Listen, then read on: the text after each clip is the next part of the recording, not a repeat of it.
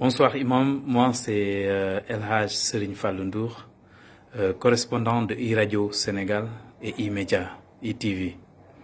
Voilà. Imam, bonsoir. Bonsoir. Le Sénégal étant un pays frère, on peut dire que le Sénégal et le Mali, c'est deux poumons dans un seul corps. Et là, nous avons vu la situation qui est présentement au Mali et nous voulons comprendre. Merci bien. Je profite vraiment de vous pour saluer tout le peuple frère du Sénégal, un pays que j'aime bien, avec lequel j'ai beaucoup de relations et beaucoup d'estime pour les ulémas et les hommes qui composent ce pays frère, que j'aime visiter vraiment. J'ai beaucoup de sympathie pour ce pays. J'ai eu l'occasion, je l'ai dit, de visiter la sainte ville Touba.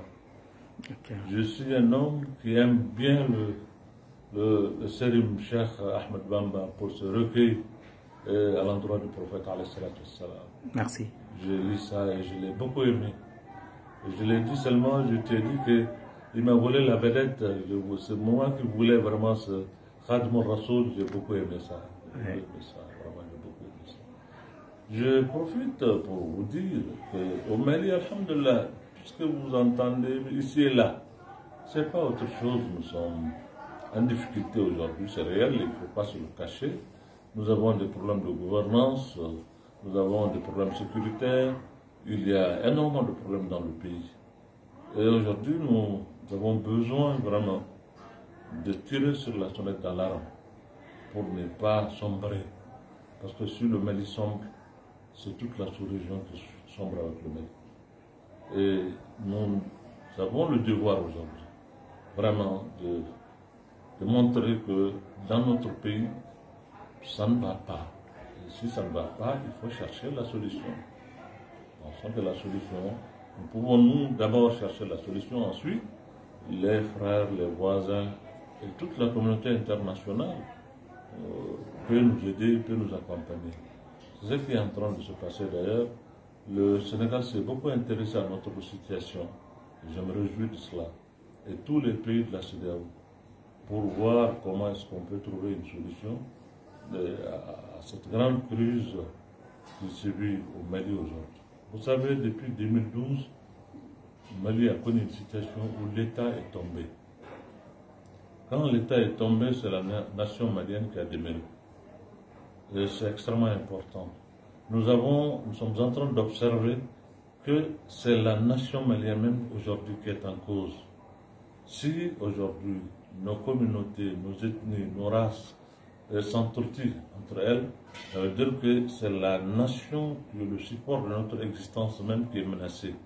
Quand l'État tombe, c'est la nation qui est là. Mais quand cette nation même tombe, ça veut dire que c'est le Mali qui va disparaître. Parce qu'aujourd'hui, il y a le Nord qui se cherche avec du séparatisme et d'auto-déviabilité. Il y a le centre aujourd'hui qui est embrasé. Partout, il y a vraiment des situations d'insécurité, d'instabilité. Je crois que ça nous interpelle. Et c'est pour cela qu'il ne faut pas s'asseoir et croiser les bras et regarder. Mais il faut tirer sur la sonnette d'alarme. Nous sommes allés très fort en demandant carrément au président de la République, mais si le président ne se résout pas, puisqu'il a été élu pour résoudre les problèmes, ben alors qu'il rend le tablier. Bon, parce que pour que les gens sachent que vraiment on est au sérieux et que l'air est grave, il faut peut-être aller jusque-là. C'est ce qui fait qu'aujourd'hui tout le monde s'y est intéressé. Bon, d'accord. Oui, ce qui fait que tout le monde est intéressé. Nous avons aussi vu les événements de 91 et de 2012. Quelle orientation donnez-vous concrètement à votre combat? Ben, c'est vrai que le 19, nous avons voulu aussi lancer un message à travers ce geste qu'on a fait. Cette génération montante, certainement, d'autres étaient tout petits et d'autres peut-être n'étaient pas encore en 91. Il y a eu beaucoup de destruction, beaucoup de violence. En 2012, nous avons suivi la même chose. Je crois qu'il faut montrer à notre jeunesse une façon de faire qui n'est pas la violence. Nous pouvons être forts par la force de la conviction et des idées que nous défendons. C'est cela aussi la force. Nous sommes dans une situation aujourd'hui où la jeunesse au Mali et ailleurs dans le pays du Sahel se cherche. Les écoles sont ce qu'elles sont, les talibés sont errent ici et là. Il y a des vendeurs d'illusions à travers ça qui cherchent cette jeunesse qui devient une proie facile pour eux. Il faut donc vraiment trouver un moyen pour encadrer notre jeunesse, pour leur donner l'espoir. Parce qu'aujourd'hui, chez nous, le problème que nous avions, il y a faillite dans la gestion de l'État, les écoles ne marchent pas, la classe politique perd la confiance du peuple. Donc cette jeunesse peut s'orienter à n'importe qui et n'importe où. Il faut nécessairement trouver un moyen qui n'est pas croiser les bras seulement et regarder. C'est ça aussi le sens de notre appel et notre combat. Certainement, on n'est pas compris par beaucoup de personnes, mais je crois qu'à l'avenir, nous allons être compris. Inch'Allah. D'accord. Nous avons aussi vu que après 2 sorties très musclées, qu'est-ce que maintenant le mouvement M5 envisage dans les jours à venir? Écoutez, nous sommes en pourparlers.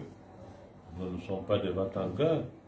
Nos frères de la CEDEAO sont venus, ce sont nos voisins, ce sont nos frères. Nous sommes obligés de tenir compte de leurs positions. Surtout que c'est des positions qui nous appellent vers la sagesse et vers la retenue. Nous sommes heureux que quand tu es en colère, au moins que tu as quelqu'un qui te dit fais attention. C'est aussi une chance. Donc, cette chance-là, nous allons la saisir pour chercher une solution de sortie honorable pour notre pays. Ce n'est pas une question de personne, c'est une question de pays. Parce que là, on avait vu aussi que là, vous aviez délégué des mandants pour aller remettre la lettre au président. Donc, pouvez-vous nous expliquer un peu plus? Oui, écoutez, les gens étaient d'accord pour que tout le monde aille à Kourouba. C'est quand même un risque énorme. Drainer toute cette foule pour aller à Kourouba, le résultat que ça va donner, Dieu seul le sait. Moi, je ne peux pas accepter ça. C'est pour cela que j'ai demandé de faire une délégation pour aller remettre.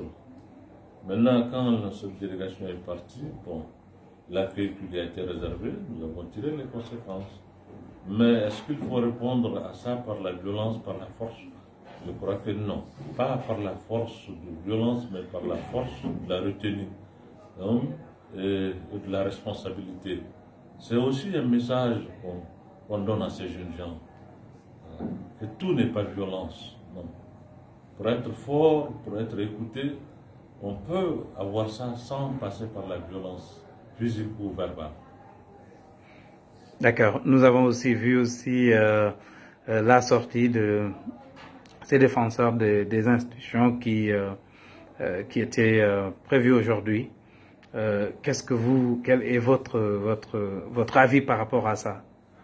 Je n'ai pas d'avis ou de commentaire à donner. Mais si moi je sors, parce que je suis malien, j'ai le droit de sortir, je crois que je peux empêcher à d'autres aussi de sortir? Non, pas du tout. C'est leur droit. Et je respecte leurs droits. D'accord.